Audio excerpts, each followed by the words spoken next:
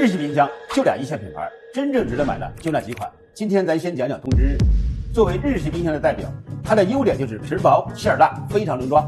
其中白桃系列更是小户型冰箱的天菜，标准的日式多门，精细化存储，保鲜净味用的都是东芝的核心配置，还带触感开门和60分钟急速制冰功能。日式文体缺点就是虽然分区精细，但是细分下来每个区的容量有限，如果有大量囤货需求的稍有局限，适合平时有收纳习惯、冷冻需求不大的家庭。如果是工作比较忙，喜欢把东西堆在一起，那我建议你看看它的黑钻石系列59。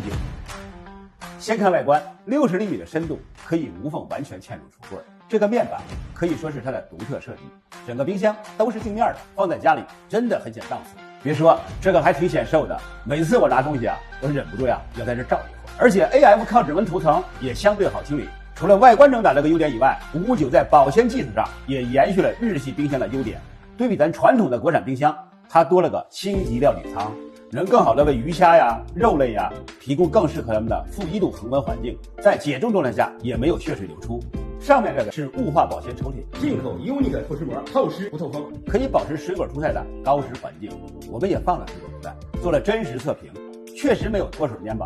冷冻区是法式门的设计，适合大件食材的存储，比如羊腿、鸡鸭鱼肉这些，还另外带个隔层，冻个饺子、馄饨啥的也方便。温度可以达到-30度，可以冻住食材原本的味道，延长保存时间。此外，我要安利一下东芝的自动制冰功能，可以实现60分钟的急速制冰，很适合喜欢喝冷饮的朋友。而且东芝黑钻石冰箱在除菌方面也配置了负氧除菌技术，用起来也比较安心。不过要注意的是，新机到家需要冰箱运行一段时间才会出冰，大家不要着急，这个后续使用是没问题的。总结一下，今年东芝冰箱给我最大的感受就是价格都打下来了。之前的镜面冰箱都要4、5万的价格，这个冰箱中端的价格却做到了高端的配置。618想买冰箱的可以重点关注一下。